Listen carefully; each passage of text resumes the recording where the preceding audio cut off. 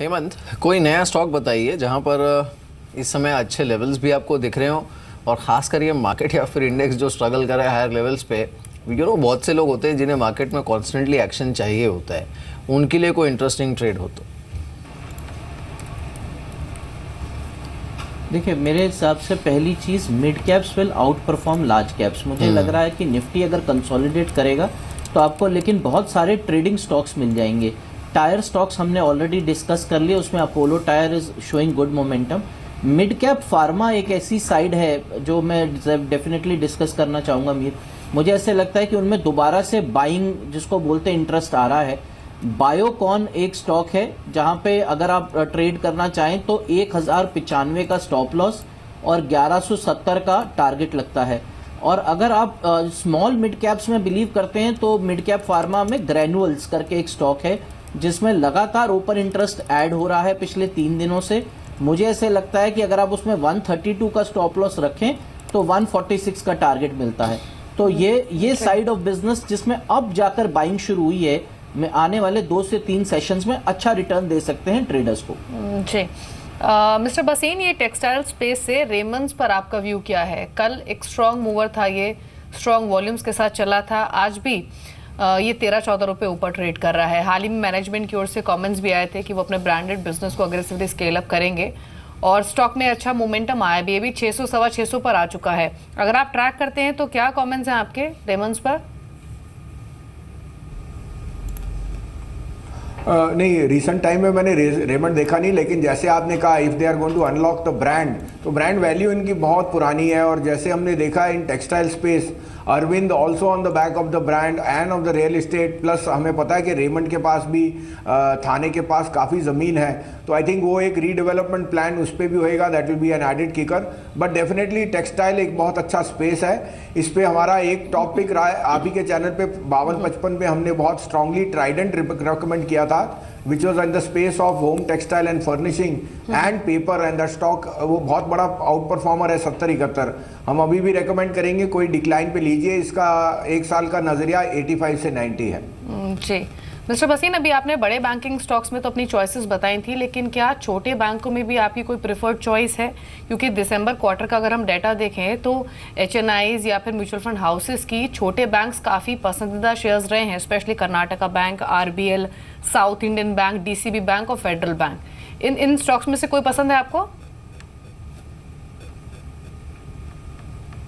हाँ बिल्कुल, जितने नाम आपने कहे ये बहुत ही अच्छा ऑपरेट कर रहे हैं। They got better than expected net interest income, और हमें लगता है अभी लोअर बॉन्ड यील्ड्स में जो स्पाइक आया है वो थोड़ा ट्रेजरी प्रॉफिट को हर्ट कर सकता है, but going ahead they will be very very good conduit for the credit to expand. इसमें आप एक करूर वैश्या भी जोड़ सकते हैं, तो DCB, करूर वैश्या, Karnataka bank, south India bank, ये छोटे निश बैंक्स हैं जिनमें आई थिंक 25% अपसाइड आपको इसलिए इस साल में ईजिली दिख सकता है। इसमें आप एक और दिग्गज बैंक भी इंक्लूड कर सकते हैं। 160 पे हमें बैंक ऑफ बड़ौदा बहुत पसंद है, despite the management under delivering in the last 2 quarters. हमें लगता है the new management is extremely cautious and they will आगे जाते हुए 2017 एंड से लेके 18 में bank of Baroda as a large PSU bank can be an outperformer. जी हेमंत, डिश टीवी पर आपकी सलाह क्या है? हालांकि SL समूह की कंपनी, लेकिन आज काफ़ी बज़ है स्टॉक में और ठीक ठाक वॉल्यूम्स के साथ बज़ है। देखिए, डिश टीवी में एक चीज़ अच्छी की है मीर, जो पिछले 3 महीनों का 3 एक्सपायरीज का मैं बता रहा हूँ आपको, रेंज 87 और 83 सपोर्ट था और 95 पे बहुत रेजिस्टेंस मिलता था। Now stock is sustaining above 95। उस हिसाब से technically there is a breakout, और 90 की पुट में राइटर्स बहुत जुड़े हुए हैं, इसका मतलब डाउन साइड थोड़ा सा लिमिटेड है। तो मेरे हिसाब से इमीडिएट शॉर्ट टर्म में 101 तक का टारगेट बनता है, और अगर आप आज लॉन्ग कर रहे हैं तो 93 का स्टॉप लॉस रखें। इसी सेक्टर में सन टीवी पे भी नज़र रखनी चाहिए, क्योंकि बहुत बड़ा रन आया था सन टीवी में, और उसके बाद सन टीवी ने बहुत कंसोलिडेशन दिखाया है, और अब वो 680-690 के नीचे नहीं जाता है। मुझे लगता है कि सन टीवी में भी मोमेंटम वापस आ रहा है, and it can take the stock to 770 जी। अगर आप 685 का स्टॉप लॉस रखते हैं तो। जी जी मिस्टर बसीन, ये एनबीएफसी स्टॉक्स अच्छा मूव दे चुके हैं अब तक, पिछले 2 महीने में स्पेशली डिमोनेटाइजेशन के बाद। अभी कोई प्रिफर्ड चॉइस है आपकी जहां पर अच्छी वैल्यू आपको नजर आ रही हो?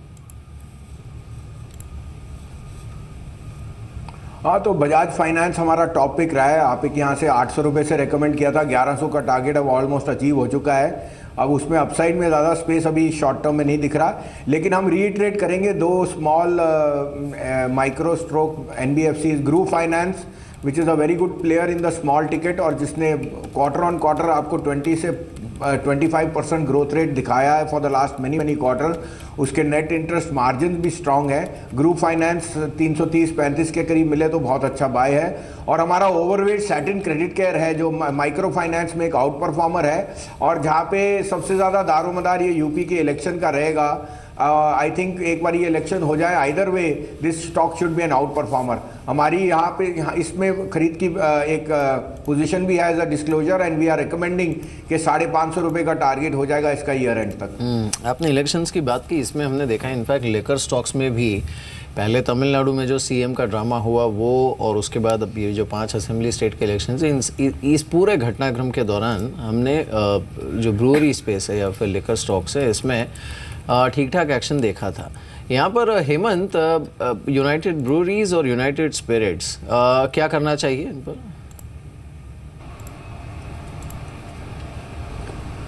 देखिए मीर, मेरे हिसाब से रोल ओवर्स यूनाइटेड स्पिरिट्स में बेटर हुए थे।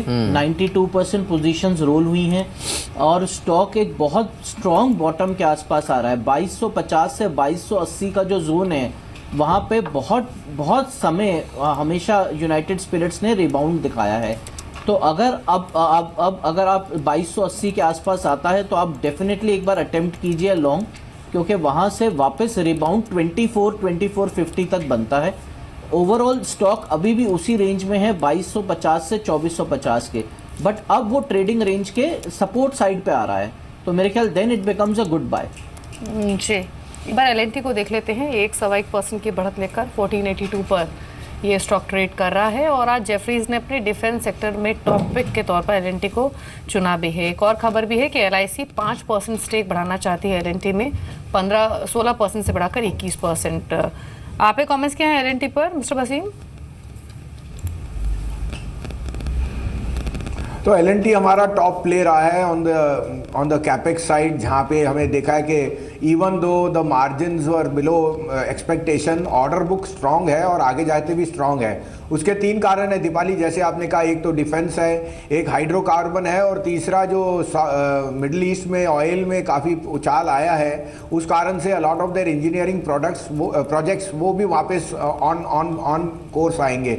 तो हमें लगता है सम ऑफ पार्ट्स, अगर आपको बुलिश रहना है और निफ्टी को अगर 9000 से ऊपर जाना है तो LNT will be an equal constituent on the upside. Valuation उसके अभी रिसेंट टाइम में थोड़े स्ट्रेच लगते हैं, बट हमें लगता है इसका एंड ऑफ द ईयर तक 17,500-1800 रुपये का टारगेट हो सकता है।